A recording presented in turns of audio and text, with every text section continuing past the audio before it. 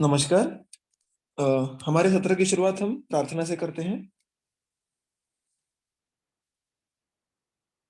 ओम सहना भवतु, सहनौ भुनक्तु, सह वीर्यं करवावहै, तेजस्विनावधीतमस्तु मा विद्विषावहै। ओम शांति शांति शांति। दीर्घम आयु यशस्वास्थ्यं त्रिवर्गं चापि पुष्कलम्, सिद्धिं चानुत्तमा लोके प्राप्नोति विधिना पठम्।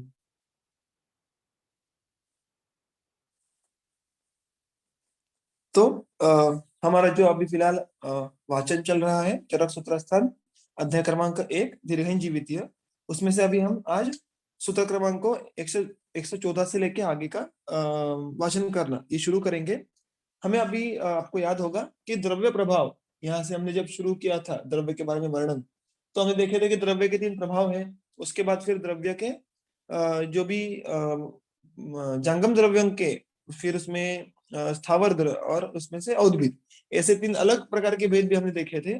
और व्यवहार में भी औद्भिद द्रव्य, यानी जिसको हम प्लांट्स कहते हैं, उनका उपयोग हम ज्यादा किया करते हैं और इसलिए यहाँ पे भी उनका विस्तार किया गया है। फिर वो भिन्न भिन्न प्रयोजक से किया गया, फिर वो फलिनी मूलिनी होंगे। और उसी लाइन में आगे उन्होंने अभी षड वृक्ष, इनके बारे में वर्णन किया है, जो इस वर्णन का आखिरी हिस्सा है, जहाँ पे अभी द्रव्यों के अलग अलग प्रकार के वर्णन का जो एक सब्जेक्ट है वो पूरा होता है। तो यहाँ पे षड वृक्ष, ऐसा जो आपने अगर आपको याद होगा कि इनिशियली हम देखा था कि फलिनी मूलिनी, उसके बाद फिर क्षीर मूत्र, ऐसे अलग अलग इसमें अलग अलग वर्गों में उनका विभाजन हुआ है। वैसे ही जो यहाँ पे एक अलग वर्ग का विभाजन उन्होंने हमारे सामने रखा है, वो है षड वृक्ष, यानी 6 प्रकार के वृक्ष। वृक्ष ये भी 4 प्रकार वनस्पतियों के जो प्रकार हमने देखे थे, उसमें हमने देखा था कि वृक्ष ये एक अलग प्रकार है, जिसको उन्होंने कहा है कि वानस्पत्य है, जो कि बड़े बड़े वृक्ष हुआ करते हैं।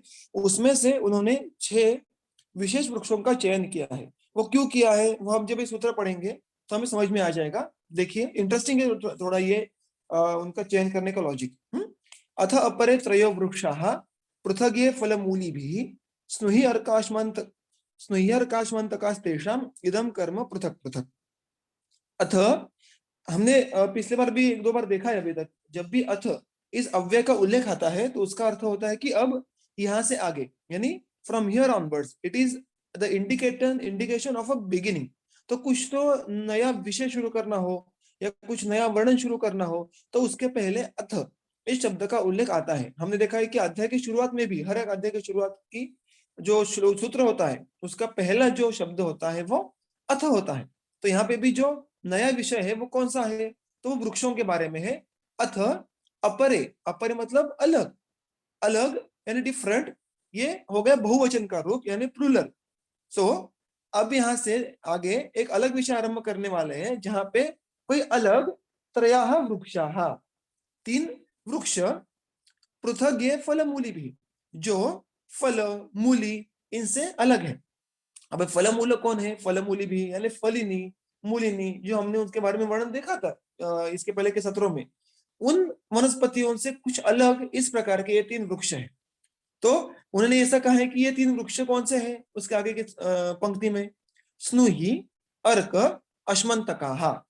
तो स्नुहि, अर्क और अश्मंतक, ये वो 3 वृक्ष हैं। तेषाम इदम पृथक पृथक कर्म, उनके यहाँ पे जो अलग अलग कर्म है वो अभी हम कहेंगे। तो पृथक पृथक इसका अर्थ है अलग अलग कर्म। देखो यहाँ पे उन्होंने स्पेसिफिकली कर्म के बारे में उल्लेख किया है। अगर आप सूत्र में देखो या इसके आगे के भी और 3 वृक्ष देखो आप, तो वहां पे कहीं भी गुण यानी रस वीर्य विपाक इसका उल्लेख नहीं है। उन्हें सिर्फ साक्षात कर्म का उल्लेख किया है। और ये जो कर्म है वो रस वीर्य विपाक पे आधारित कर्म नहीं है, तो ये द्रव्य प्रभाव जन्य कर्म है। किस प्रकार से वो हम आगे देखते हैं। इसके पहले जो ऊपर वनस्पति है देखो, स्नुहि हम सबको ज्ञात है, अर्क हम सबको ज्ञात है, अश्मंतक, अभी अश्मंतक के बारे में थोड़ा सा संशय है। ऐसा मानना है कि अश्मंतक यानी आजकल जिसको हम आपता कहते हैं वो वैसा वनस्पति नहीं है, क्योंकि उसकी टीकाएं देखो, एक तो पाषाण भेदी, उसकी निरुक्ति भी देखो, अश्मंतकः अश्म का अंत करने वाला।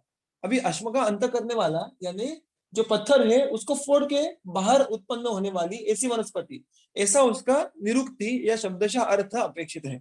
और इसीलिए टीकाकार ने एक जो अर्थ दिया है वो है पाषाण भेदी, यानी पाषाण भेदी नाम की जो वृक्ष है वो जो पत्थरों को फोड़ के मानो ऊपर आता होगा, यानी जिसका जो ओरिजिन है या जिसका सोर्स है वो पथरीले जब जो भी प्रदेश होगा वहां पे ज्यादा होगा। और एक टीका में इंटरेस्टिंग फैक्ट आती है वो है अश्वत्थ सदृश पत्र, यानी अश्वत्थ सदृश मतलब क्या कि वट के जैसे उसके पत्र होते हैं। तो ये जो जो उन्होंने लॉजिक हमारे सामने रखे हैं उसके आधार पर उस वनस्पति के बारे में हम कुछ सोच सकते हैं। उसके आगे उसका एक इनपुट आने वाला है, मैं वो आगे जाके आपको बोलूंगा। लेकिन ये सब अगर देखें तो ये बहुत मुश्किल बात हो जाती है कि उसको हम आजकल के जो परिभाषा में जिसको हम अपटा कहते हैं अश्मंतक नाम से, उसको कोरिलेशन करना ये बहुत मुश्किल हो जाता है, क्योंकि उसके कर्म, उसकी मॉर्फोलॉजी या उसकी उत्पत्ति स्थान ये बहुत अलग अलग हो जाते हैं। तो एक बात सिर्फ ये हमारे मन में रखिएगा कि अश्मंतक ये आपटा होगा ऐसा बिल्कुल अभी तक कंफर्म नहीं हुआ है। वो क्या है इसकी भी निश्चित जो क्लैरिटी है वो हमारे पास अभी नहीं है। ठीक है, स्नुही और अर्क तो हम सबको पता है, हमने देखे भी होंगे, प्रयोग में भी लाए होंगे हमारे कल्पों के द्वारा। उसके आगे देखो उनके कर्म के बारे में जब सूत्र आता है, सूत्र क्रमांक 115, उसमें क्या बात की गई है। वमने अश्मंतकम विद्यात् स्नुहि क्षीरम विरेचने क्षीरम अर्कस्य विज्ञेयम वमने सविरेचने। देखो यहाँ पे दो कर्मों का उल्लेख किया है उन्होंने, वमन और विरेचन। तो ये कर्म देखो, अगर हमारे अपने वाग्भट सूत्र स्थान देखा या चरक सूत्र स्थान देखा तो उसमें क्लियरली वहां पे उल्लेख है कि जो भी इस प्रकार के कर्म है, कौन से, वमन, विरेचन, निरूहण करना, ये सारे प्रभाव से होने वाले कर्म है। ये द्रव्यों के रस वीर विपाक गुणों पे निर्भर नहीं होते हैं। और इसके सूत्र भी हमें बिल्कुल ज्ञात है, दंती रसाद्वय तुल्यापि चित्रकस्य विरेचने मधुकस्य मृद्विका वगैरह। तो उसी लॉजिक से यहाँ पे उन्होंने कर्मों का वर्णन किया है। तो यहाँ पे उन्होंने गुण रसों का वर्णन बिल्कुल नहीं किया। उनको वो क्या कहना चाह रहे हैं कि देखो ये सारे वृक्ष ही है, तो उनका जो मॉर्फोलॉजी है वो प्राय एक जैसी है, लेकिन उनमें प्रभावजन्य कर्म ये अलग अलग देखे जाते हैं। और वो कौन कौन से हैं। वमने अश्मंतकम विद्यात्, ये जो अश्मंतक नाम का जो वृक्ष है वो वमन में उपयोग में लाया जाता है। स्नुहि क्षीरम विरेचने, स्नुहि का क्षीर ये विरेचन में उपयोग में लाया जाता है। अभी देखो वमने विरेचने ये यहाँ पे सप्तमी विभक्ति के रूप है, देवे या रामे। तो अगर आप देखो तो सप्तमी विभक्ति का जो अर्थ होता है वो है अधिकरण, यानी वमन में, विरेचन में, इस प्रकार इसका शब्दशः अर्थ होने वाला है। तो वमन में अश्मंतक ये वनस्पति उपयोग में लाई जाती है। विरेचन में स्नुहि क्षीर यानी स्नुहि वनस्पति का क्षीर ये उपयोग में लाया जाता है। क्षीरम अर्कस्य विज्ञेय, अर्कस्य क्षीरम, अर्कस्य देवस्य इस जैसा फिर एक बार षष्ठी विभक्ति हो गई, यानी अर्क का क्षीर ये विज्ञेयम जाना जाता है किन कर्मों में, वमने सविरेचने, यानी वमन के साथ साथ विरेचन में भी। तो इसको टीकाकार कहते हैं कि ये उभय भागार है। ऐसी बहुत गिनी चुनी वनस्पतियां हैं जो शरीर में दोनों मार्गों से शोधन करने की क्षमता रखती है। उसमें एक अर्क क्षीर इसका उल्लेख आता है।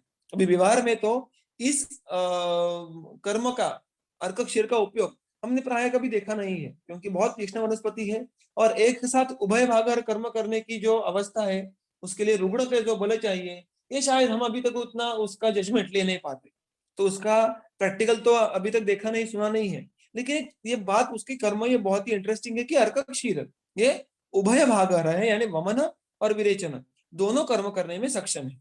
मैं 1-2 मिनट का यहाँ पे एक पॉज लूंगा, एक जरूरी कॉल है, उसको लेके मैं फिर एक बार शुरू करता हूँ।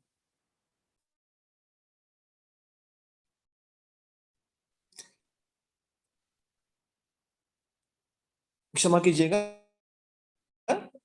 फिर विषय को एक बार शुरू करते हैं। तो ये जो यहाँ पे 3 वृक्ष हमने अभी शुरुआत में देखे, उनके जो कर्म अलग अलग कहे गए हैं, क्रमशः वमन विरेचन और वमन विरेचन दोनों, ऐसे उन्होंने अश्मंतक, स्नुहि क्षीर और अर्क क्षीर इनके कहे गए हैं। तो जो षड वृक्ष यानी 6 वृक्षों का जो वर्णन है उसमें से 3 वृक्षों का वर्णन पहले कहा गया है। अभी 3 वृक्षों का अलग और आगे के 3 वृक्षों का अलग, ऐसे भी दो जो सब ग्रुप्स किए गए हैं, उसके पीछे का तर्क क्या है, लॉजिक क्या है, तो वो भी हमें आगे समझ में आने वाले हैं आगे के सूत्रों में, तो हम आगे के सूत्रों की तरफ जाते हैं। देखो उन्होंने क्या कहा है कि ईमान ईमान स्त्रीन अपरान वृक्षान आहुः येषाम हितास्त्वचः। ईमान त्रीन अपरान वृक्षान आहुः, यानी अभी इन 3 अलग वृक्षों को बतलाते हैं, जो बचे 3 वृक्ष हैं और उनको भी हम बतलाते हैं। येषाम त्वचा हिताः, जिनकी त्वक यानी जिनका प्रयोज्यांग ये त्वक है जो हितकारक होती है।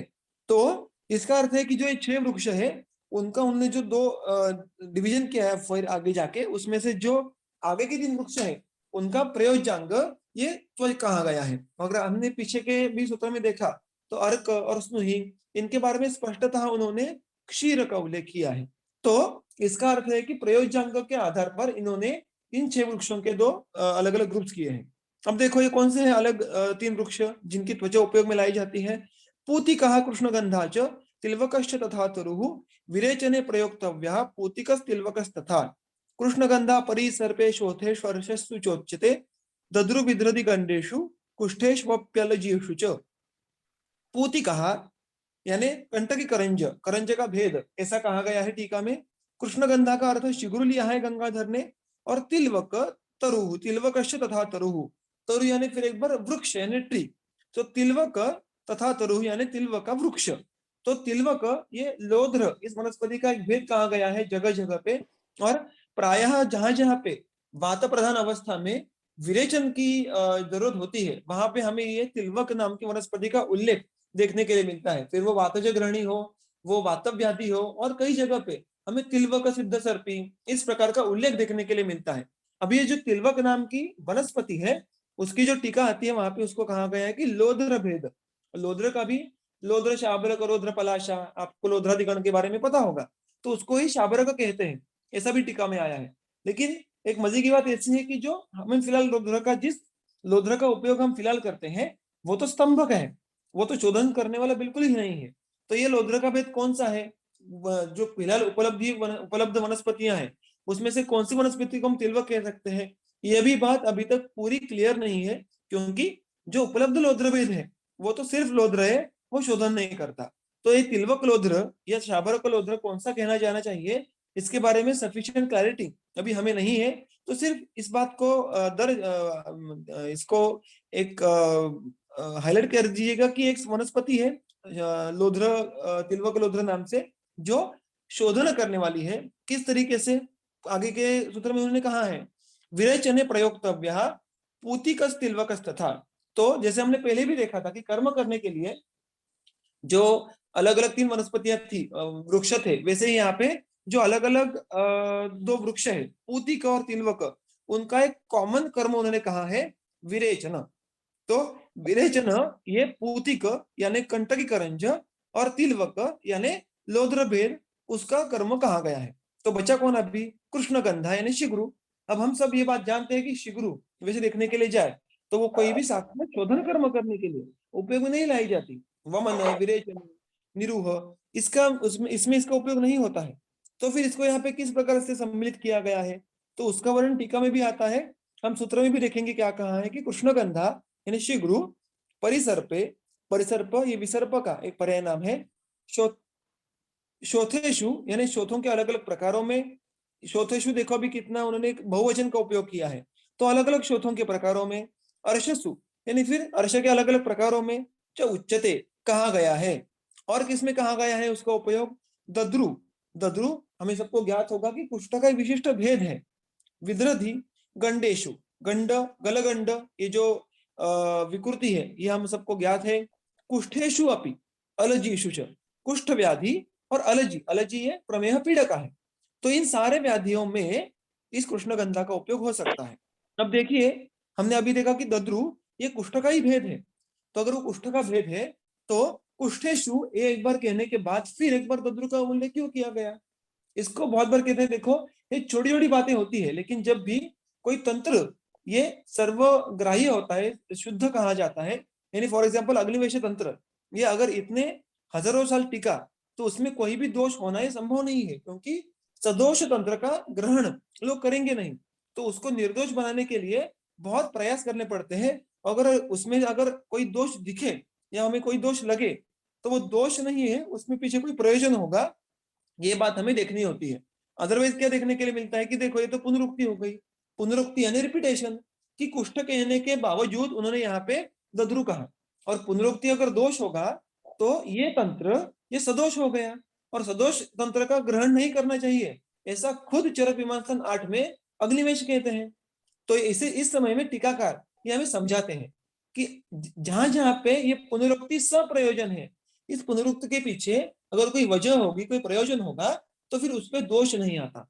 तो देखिए यहाँ पे उन्होंने कहा है कि शीघ्रु या कृष्णगंधा ये अन्य कुष्ठ प्रकारों से ज्यादा दद्रु इस कुष्ठ भेद में उपयोग में लाई जाती है, और इसीलिए उसके स्पेशल पर्पज या स्पेशल यूज को हाईलाइट करने के लिए उन्होंने दद्रु का अलग उल्लेख कहा गया किया है।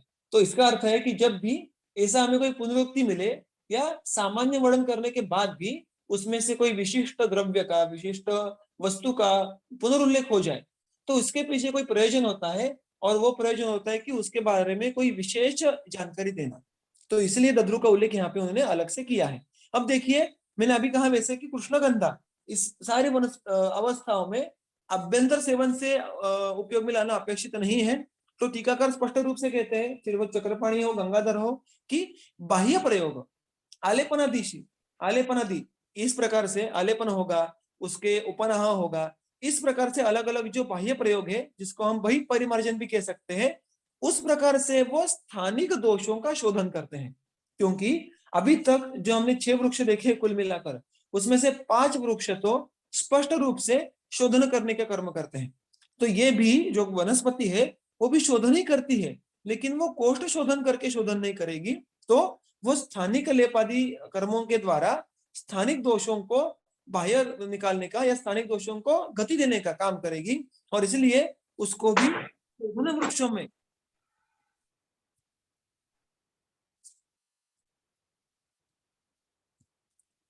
उसको भी हम शोधन वृक्षों में समाविष्ट कर सकते हैं, लेकिन उसका प्रयोग सिर्फ बाह्यता करना है, ऐसा एक अलग इनपुट यहाँ पे टीकाकार हमें देते हैं। तो इस प्रकार से षड वृक्षान शोधना नेतान अपि विद्यात विचक्षण, ये जो पहले संधि है ना, आखिरी पंक्ति देखो, षड वृक्षान शोधनान एतान अपि विद्यात विचक्षण। तो इसका अगर हम अन्वय लगाए, यानी इसका जो पद्य है उसका हम थोड़ा रीअरेंज करें, उसको सेंटेंस बनाए, वाक्य करें, तो एतान अपि शोधनान षड वृक्षान विचक्षण विद्यात, ये जो 6 शोधन वृक्ष है, इनको भी पंडित ने यानी होशियार वैद्य ने जानना जरूरी है। तो इसको जानने के लिए हमें ये 6 वृक्षों के बारे में पता होना है। अभी देखो, ये 6 वृक्ष क्यों, 7 क्यों नहीं, 10 क्यों नहीं, तो यहाँ पे ये सारे उपलक्षण अर्थ है। हमने शुरुआत में ही देखा था कि द्रव्य के प्रभाव को जानना, द्रव्य किस किस प्रकार से कर्म कर सकता है, वो गुण कर्म, गुण के कर्म, उसके बाद खुद का प्रभाव, ऐसे अलग अलग प्रकार से कर्म कर सकता है, वो बार बार हमें जताने का प्रयास ग्रंथ यहाँ पे कर रहे हैं। तो इसलिए यहाँ पे भी हमें वही बात जाननी है कि देखो किस प्रकार से ये 6 वृक्ष ये अलग अलग शोधन कर्म करने में सक्षम है, ये बात जानना ये पंडित वैद्य यानी होशियार वैद्य का काम है। तो इसलिए यहाँ पे इनको उन्होंने 6 शोधन वृक्ष यानी शोधन करने वाले 6 वृक्ष ऐसा कहा है। इति उक्ता फल मूलिन्या स्नेहाश्च लवणानि च। अभी देखो वो अभी समरी यानी they have arrived at the end of that प्रकरण या टॉपिक, क्या कि इति उक्ता, इस प्रकार से अभी यहाँ पे कहे गए हैं। बहुत बार जब इति ये अव्यय आता है उसका अर्थ होता है कि अब यहाँ पे ये पूरा हो गया, संपूर्ण हुआ। सो इट इज उपसंहार वाचक। बहुत पहले शुरुआत में हमने ये बात देखी थी कि उपसंहार यानी किसी प्रकरण का वहां पे अंत हो जाता है, it is a closure of a topic. तो यहाँ पे जो टॉपिक शुरू हुआ था फल मूलिनी, स्नेह वगैरह वगैरह, जो द्रव्य के अलग अलग उन्होंने संग्रह किए थे, उनका वर्णन यहाँ पे संपूर्ण हुआ। क्या क्या हुआ था यहाँ पे, किन किन द्रव्यों का संग्रह हमने देखा था, तो फल मूलिन्या स्नेहाश्च लवणानि च मूत्रम क्षीराणि वृक्षाश्च षट् ये दिष्ट पयस्पचः। देखो ये बाकी तो ऊपर के सारे अलग अलग द्रव्यों के वर्णन हमने देखे थे, जो अंत में देखा है वो है षड वृक्षाः। ये जो अभी तक हमने 6 वृक्ष देखे वो किस प्रकार से है, दिष्ट पयस्पचः यानी जिनके क्षीर और त्वचा उपयोग में लाए जाते हैं। तो उन 6 वृक्षों के भी जैसे हमने पहले देखा था अलग अलग विभाजन कैसे किया है, उनमें से कुछ वृक्षों का क्षीर या पय उपयोग में लाया जाता है और बचे हुए वृक्षों की त्वचा उपयोग में लाई जाती है। इस प्रकार यहाँ पे ये एक छोटा जो प्रकरण है पहले अध्याय का वो पूरा हुआ। इसके आगे बहुत ही सुंदर, बहुत ही एक इंटरेस्टिंग जो एस्पेक्ट है वो चरक संहिता में हमारे आगे आता है, और वो है कि औषधियों की योजना करने के पीछे का महत्व, और उसके साथ साथ औषधियों का सर्वंकष ज्ञान होने के पीछे का महत्व, और उसकी रचना भी चरक संहिता बहुत ही सुंदर प्रकार से करते हैं। ये जो सूत्र क्रमांक 120 है, उसके आगे के जो सूत्र है उनमें उन्हें बहुत ही एक फ्लूइड तरीके से ये बात हमारे सामने रखी है। तो वो अभी हम इसके आगे आज देखेंगे कि देखो, औषधिर नाम रूपाभ्याम जानते यह जपावने अविपाश्चैव गोपाश्च ये चान्य वनवासिनः। औषधि ही नाम रूपाभ्याम जानते। औषधि यानी जो वनस्पतियां हैं जिनका हम चिकित्सा में उपयोग कर सकते हैं, उनके बारे में जानते हैं। किस प्रकार से जानते हैं? नाम रूपाभ्याम, यानी उसका नाम क्या है, वो दिखने में कैसी है, इसके बारे में जानते हैं। कौन कौन जानते हैं? अही ये वहां पे अव्यय आ गया। अजपा वने, वने मतलब जो जंगलों में, अरण्यों में जो अजपा होते हैं, अविपा होते हैं, गोपा होते हैं। अब ये सारे कौन कौन है? तो अजपाहा, देखो सारों के समास है ये तीनों। अज यानी बकरी, प यानी पालन करने वाले, तो बकरियों के पालन करने वाले। अविपाहा, फिर एक बार, अवि मतलब भेड़ यानी शीप, उसके पालन करने वाले यानी अविपाहा। गोपाहा, हम गोपा ये शब्द सुना है हमने जब कृष्ण के बारे में कथा सुनी होगी, तो गोपियां ये जब आता है तो गोप इसका जो पुल्लिंगवाचक शब्द है उसका अर्थ क्या है? तो गाय को पालन करने वाले। कृष्ण भी स्वयं वही किया करते थे भगवान। तो इस प्रकार से पालन करने वाले किन किन का? जो इन प्राणियों को, पशुओं को जंगलों में, अरण्यों में उनको उनके खाद्य की तरफ लेके जाते हैं, उनका पालन करते करते उनके पीछे फिरते हैं, घूमते हैं। ये जो सारे अजपा होते हैं, अविपा होते हैं, गोपा होते हैं, और उनके साथ साथ ये जो अन्य वनवासी नहा, और इस तरीके से जो भी वन में वास करने वाले, यानी वन के संपर्क में, सहवास में रहने वाले जो भी ऐसे मनुष्य हैं, वो कौन है? वो वैद्य है क्या? बिल्कुल भी नहीं, वो तो सामान्य लोग हैं। उनको वैद्य, धातु साम्य वगैरह परिभाषा पता भी नहीं होंगी, लेकिन फिर भी वो औषधि ही नाम रूपम भी हम जानते। जो वनस्पति हमें वनों में मिलती है, उनके नाम और रूप के द्वारा उनको वो जानते हैं। नाम यानी क्या? वो कौन सी है? ये हमने अभी देखा कि वो ये अर्क है, ये शतावरी है, ये गुरुचि है, ये कोकिलाक्ष है, इस प्रकार से। और रूपाभ्याम इस प्रकार से कि अभी इसका वृक्ष होता है, इसको फल इस ऋतु में आते हैं, इसके मूलों का रंग ये होता है, एंड सो ऑन। ये बात तो वो भी जानते हैं। कौन? ये सारे हमारे आज की भाषा में जो नॉन मेडिकोज है, और जो ऐसे ही घूमने वाले यहाँ वहां पे जो वन के संपर्क में है। अभी भी अगर आप गए इस गांव के आसपास या किसी वन में, तो आपको ये बात देखने के लिए मिल जाएगी कि वहां पे जो लोकल होते हैं, उसको लोकल लोगों को वनस्पतियों के नाम और रूप के बारे में ज्यादा इंफॉर्मेशन होती है then the people like you and me who live in the city area. तो उसके आगे का जो एक्सटेंशन है सूत्र का, जो आगे के सूत्र में, वो बहुत ही आगे महत्वपूर्ण है। न नाम ज्ञान मात्रेण रूप ज्ञानेन वा पुनः औषधीनां परां प्राप्ति कश्चित वेदितुम अर्हति। तो इसका अर्थ क्या है? देखो, न नाम ज्ञान मात्रेण रूप ज्ञानेन वा पुनः, मात्रेण यानी सिर्फ, ओनली। सो सिर्फ नाम के ज्ञान द्वारा या रूप के ज्ञान द्वारा, यानी वनस्पतियों का सिर्फ नाम पता है या सिर्फ उसका रूप पता है, यानी वो दिखने में कैसी है हमें ज्ञात है सिर्फ, या सिर्फ हमें पता है कि ये शतावरी है, या गुड़जी नाम की वनस्पति होती है, वट नाम का वृक्ष होता है। सिर्फ इतने ही ज्ञान मात्र से औषधि नाम पराम प्राप्ति कश्चित वेदितुम अर्हति। जो पहला शब्द आया है ना इस सूत्र का न, उसका अनुवर्तन हमें जो आखिरी का क्रियापद आया है अर्हति, वहां पे करके लेना है। तो सिर्फ नाम के ज्ञान के द्वारा या सिर्फ रूप के ज्ञान के द्वारा कश्चित, कश्चित यानी कोई भी, औषधि नाम पराम प्राप्ति, औषधियों का परा प्राप्ति मतलब परा मतलब श्रेष्ठ, उत्कृष्ट, प्राप्ति यानी उसका चिकित्सा में सम्यक उपयोग करने की क्षमता रखना, या उसका चिकित्सा में सम्यक उपयोग करना, ये कोई भी जान, ये सिर्फ नाम रूप के ज्ञान के द्वारा योग्य नहीं बन जाता है।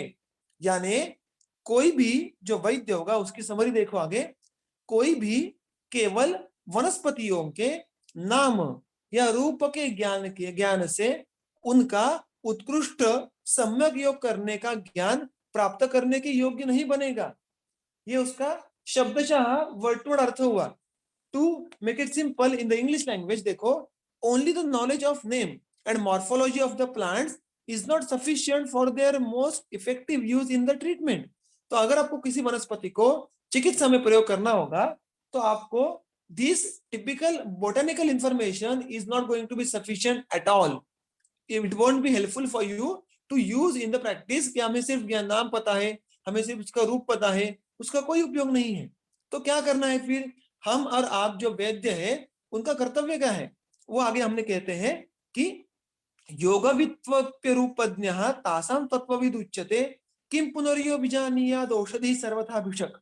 बहुत ही सुंदर सूत्र है। पहला देखो, जो पहले उसकी पंक्ति है उसका मैं पहले संधि विग्रह करता हूं। देखो, योगविद तु अपि अरूपज्ञः तासां तत्वविद उच्यते। योगविद, विद यानी जानने वाला। किसको जानने वाला? तो योग को जानने वाला, यानी जो योग को जानता है और उसको जानने के बाद तू अपि अरूपज्ञ। एक बार समझ लो, मान लो कि उसको वनस्पतियों के रूप के बारे में ज्ञान नहीं भी है।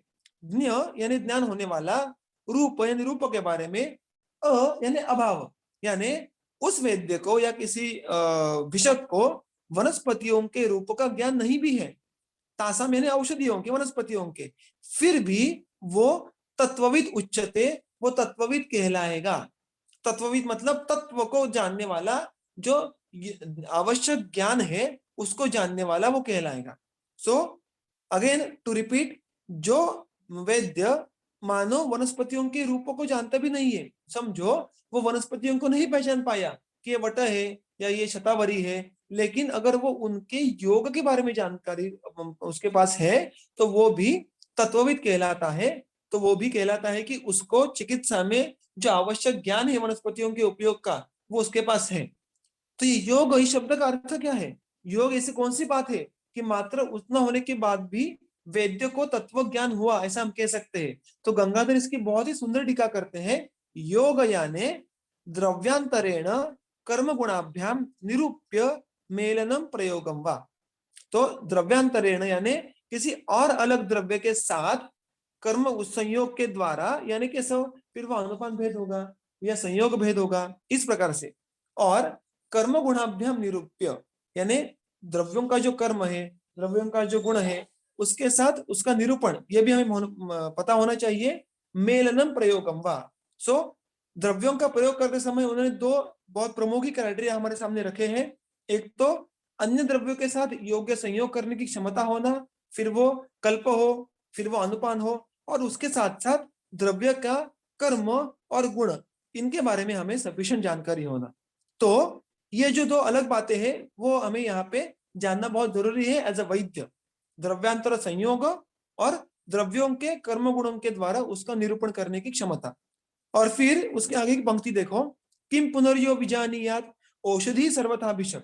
और अगर मानो किसी वैद्य को अगर ये सारी बातों के बारे में जानता हो, किम पुनः यह बीजानीयात, किम पुनः यह, फिर उस वैद्य की बात ही क्या, भिषक यानी वैद्य, जो औषधि ही सर्वथा बीजानीयात, सर्वथा यानी नाम, रूप और योग।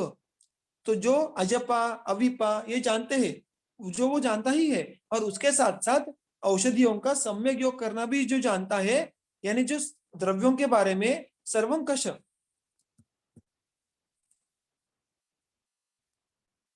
जो द्रव्यों के बारे में सर्वंकष ज्ञान जिसके पास हो, वो तो फिर वैद्य सर्वश्रेष्ठ कहलाएगा।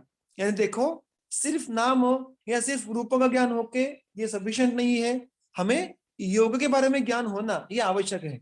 लेकिन अगर योग के साथ नाम का और रूप का भी ज्ञान हो, जो वैद्य ये वनस्पतियों को पहचानता भी हो, उनके नाम भी जानता हो, और उसका व्यवहार में उपयोग करना भी जानता हो, उसकी बात ही क्या, यानी वो तो सर्वश्रेष्ठ हो गया। वो जो तत्वज्ञ वैद्य से भी ज्यादा आगे जाके श्रेष्ठ हुआ, ये बात यहाँ पे कहते हैं।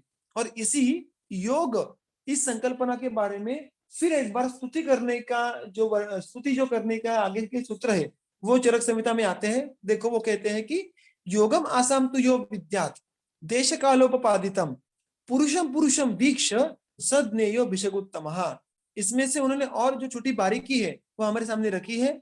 यह तू आसाम, आसाम यानी औषधि नाम, षष्ठी विभक्ति का बहुवचन हुआ कि जो, यहाँ मतलब जो, कौन जो, वैद्य भिषक, आसाम औषधि नाम यानी वनस्पतियों का, देश कालोपपादिताम यानी देश काल इनके द्वारा जो अलग अलग व्यवहार किया जाता है इसके बारे में जिसको ज्ञान है, और पुरुषम पुरुषम वीक्ष वो उसका जो उपयोग है वो हर एक पुरुष यानी यहाँ पे लिंगवाचक नहीं है, यहाँ पे जातिवाचक है, यानी हर एक मनुष्य को अलग अलग देख कर, वीक्ष यहाँ पे बी अधिक ईक्ष और लेबंत ऐसा इसका एक संस्कृत का रूप होता है। ईक्ष यानी देखना, हम देखते हैं ना परीक्षण, निरीक्षण, इसमें जो मूल धातु है वो है ईक्ष यानी देखना, और उसके पीछे जब भी उपसर्ग लगता है वी नामक, उसका अर्थ होता है कि विशेषतः। तो जो इन वनस्पतियों के उपयोग करने के पहले हर एक अलग अलग मनुष्य को, रुग्ण को विशेषतः विशेष रूप से देखकर, यानी कैसे, तो प्रकृति, सार, सत्व, संवनन, जो भी रुग्ण परीक्षा के अलग अलग मुद्दे आए हैं, स्पेशली अगर आप देखें तो चरक विमान स्थान में आपको ये अलग अलग मुद्दे हर एक जगह जगह देखने के लिए मिलते हैं, और मुख्यत्वे चरक विमान स्थान 8 में इसका बहुत ही सुंदर वर्णन आया है। तो इस प्रकार से बड़ी बारीकी से जो हर एक रुग्ण का परीक्षण करने के बाद इन वनस्पतियों का योगम विद्यात, इन वनस्पतियों का योग करेगा, सहाज्ञेयः भिषक उत्तमः, वो सही मायने में भिषक उत्तमः यानी उत्तम वैद्य कहलाएगा। तो अगर हमें आपको उत्तम भिषक बनना है, सर्वश्रेष्ठ भिषक बनना है, क्यों बनना है? क्योंकि हमारे हाथ से सिद्धि प्राप्त हो जाए। वो सिद्धि क्या है वो आगे के सूत्र में आने वाला है, लेकिन सिद्धि यानी मैं यहाँ पे बहुत ही संक्षेप में उसका एक ही वाक्य में उसका वर्णन करता हूं कि जो चिकित्सा में हर बार यश प्राप्ति करे उसको सिद्धि कहते हैं। कुछ लोगों में, कुछ रुग्णों को उपशय मिला, कुछ लोगों को उपशय नहीं मिला, ऐसा जो होता है उसको सिद्धि नहीं कहते। तो हर बार अलग अलग रुग्णों में भी क्यों ना हो, हम यश प्राप्त करने की क्षमता रखते हैं, धातु साम्य लाने की क्षमता रखते हैं, उसको हम सिद्धि कहते हैं। तो देखो वो सिद्धि शुरू कहां से होती है? वैद्य को रूपक, वनस्पतियों का नाम का, रूप का, उसके बाद फिर योग का ज्ञान होना चाहिए, और उस योग का ज्ञान करने के पहले रुग्ण वैद्य ने क्या करना होता है? तो एक तो देश काल इनका सही मायने में सोचना है कि ये कौन सा देश है। देश में दोनों आए, फिर जो जांगल देश है, अनुपदेश है, साधारण देश है, और जो देह देश है यानी रुग्ण का देश है वो भी आया। काल, इसमें भी हमने देखा था कि ऋतु जो अलग अलग होते हैं वो भी काल होता है, वय है वो भी एक काल है, जो व्याधि अवस्था है वो भी एक काल है, और उसके आगे जाके पुरुषम पुरुषम वीक्ष, हर एक रुग्ण का परीक्षण करने के बाद वो योग जो किया जाता है उसको हम सम्यक योग कहेंगे, और जिसके द्वारा रुग्ण में उपशय मिलने की संभावना ये बहुत हद तक बढ़ जाती है, धातु साम्य आने की संभावना ये बहुत हद तक बढ़ जाती है, और ये जब सब जो कर पाता है उसको चरक संहिता कहते हैं कि आप श्रेष्ठ, उत्तम, ये भिषक कहो, वैद्य कहो। और इसी फैक्ट को वो फिर एक बार हाईलाइट करते हैं। देखो ये सूत्र हम सबने कभी कभी देखा होगा, यहाँ वहां पे बहुत बार अलग अलग प्रेजेंटेशंस में हम ये सूत्र सुनते हैं, पढ़ते हैं। सूत्र क्रमांक 124, यथा विषम यथा शस्त्रम यथा अग्नि अशनिर यथा तथा औषधम अविज्ञातम विज्ञातम अमृतम यथा, कि मानो ये बात नहीं ज्ञात है। अब हम आसपास भी देखते हैं, हम खुद भी शायद इसका एक उदाहरण हो कि हमें इतना नहीं ज्ञात, इतने हम ज्ञानी वैद्य नहीं है, या इतने छोड़ो हमारे पास बहुत सारे अलग अलग जो योग है उसके लिए जो अलग अलग मुद्दे चाहिए, फिर रुग्ण परीक्षण होगा, वनस्पतियों का ज्ञान होगा, ये किसी वैद्य के पास नहीं है। What if all this factors are not known, तो क्या फर्क पड़ता है? तो क्या उससे हानि होने वाली है? तो वो बात यहाँ पे हम वो कह रहे हैं कि देखो यथा विषम, यथा इस अव्यय का अर्थ होता है जिस प्रकार से, यथा विषम यथा शस्त्रम यथा अशनि, सॉरी यथा अग्नि यथा अशनि, तो विष, शस्त्र, अग्नि और अशनि, ये चार यहाँ पे दृष्टांत दिए हैं उन्होंने। तो दृष्टांत यहाँ पे दिए हैं, उसमें जो अशनि नाम का जो आखिरी है उसका अर्थ होता है उल्का, ये जिसको हम इंग्लिश में मेटेराइट कहेंगे।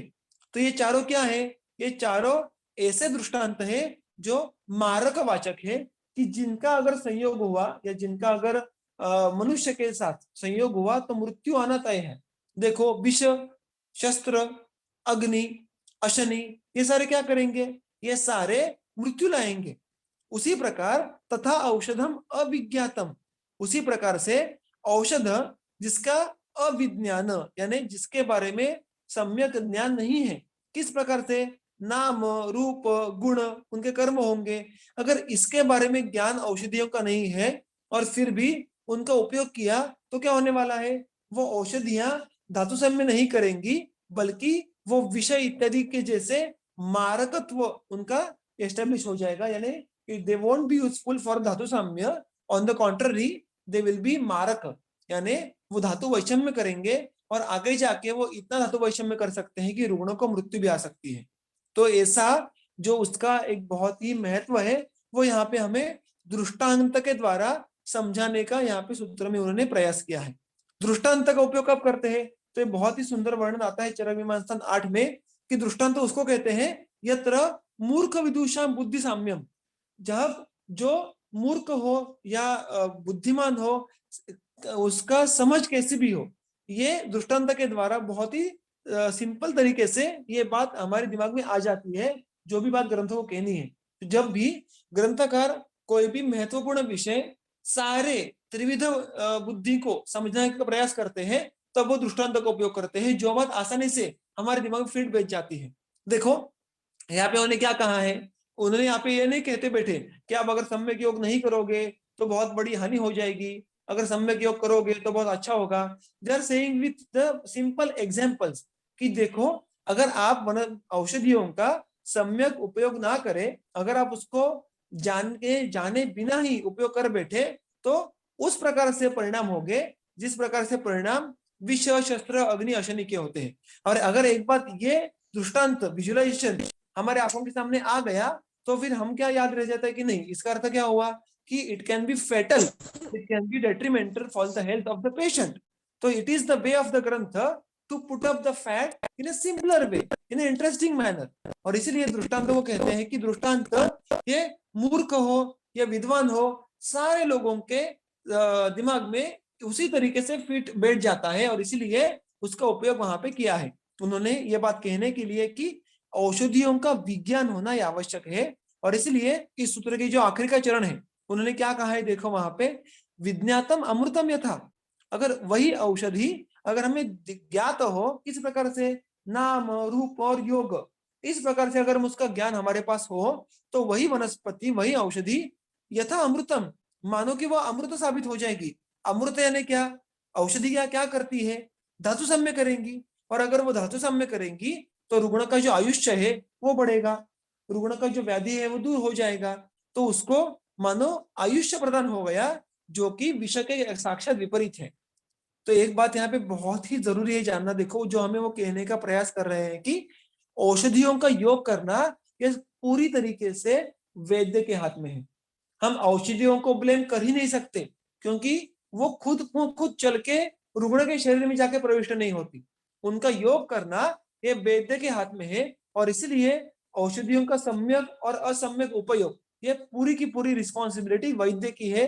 और इसलिए रुग्ण का उपशय, रुग्ण का अनुपशय, रुग्णों को फायदा होना, रुग्णों को फायदा न होना, ये सारा का सारा कर्तृत्व ये आप हम वैद्य पे है।